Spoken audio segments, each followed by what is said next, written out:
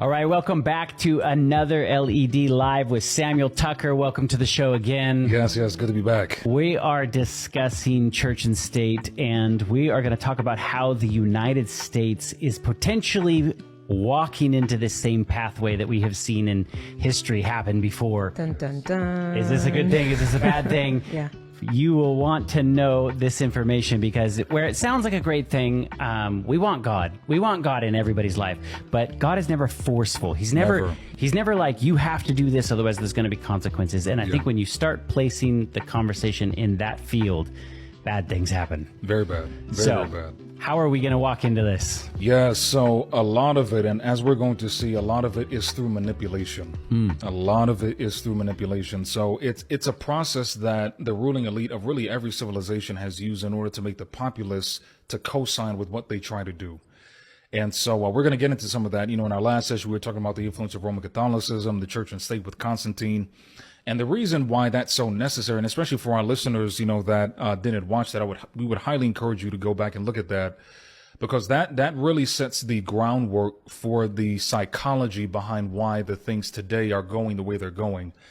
Because there's like two factions. You have people who sincerely want morality and proper Christian principle in society, and then there's a larger faction, especially among those that are leading this movement who have the power, that are not doing it because necessarily they love Christ, but because they want the earthly power that comes with it. And so we'll see some of that. So on the screen here, this is a symbol of something called social engineering. I don't know if we're familiar with that concept of social engineering. So as I'm pretty sure our audience can see, this is this ideology of left and right. You know, it's been coined as the Hegelian dialectic. And it's very interesting, just again, the iconography. You can see here at the cage at the very bottom, what's in the cage is freedom. So you have a puppet master, you have a person that's being manipulated with this left and right, and true freedom is in the cage. And it's amazing because the book of Isaiah actually talked about this, that he that, you know, departed from evil would make himself a prey. And so, you know, we even see this from a Bible standpoint. But yeah, we're just going to go over, at least initially, a lot of the forces that are being used to manipulate the consciences of men to get to this point of wanting this fusion of the church and state. So this is a woman by the name of Marilyn Ferguson. She was an occult writer. She wrote a very influential book called The Aquarian Conspiracy. I don't know if you ever heard of that book before. She wrote that a leaderless but powerful network is working to bring about radical changes in the United States.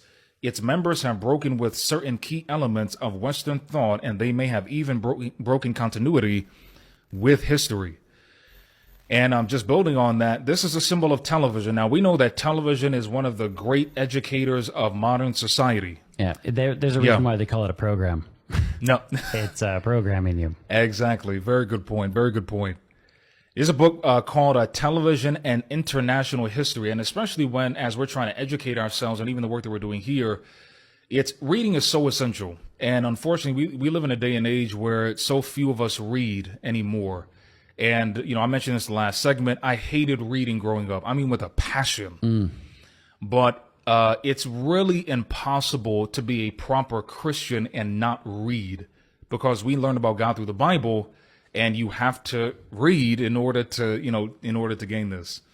And so this says, television has become to delineate for us the boundaries of transgressions. The medium operates as a subtle instructor with the complicity of the audience. This says, at the bottom there says, the television image has thus to come to govern the senses and the conscience, to offer an ordering of things, even to exaggerate the chaos and orderlessness of things. So to just make that very clear, this is a symbol of the news media. And I know that especially during former President Trump's, presidency, this idea of fake news was really popular. And while this is not an endorsement of Donald Trump, there is a reality that unfortunately a lot of the news media is into manipulation. Yeah. You can see that when you see the news clips where they're all saying the exact same thing. I mean, word for word, verbatim. That is not possible in just a randomized telling of whatever's happening in the world. That's a script being handed to somebody and all these news channels repeating it. Exactly. Anyway, you have them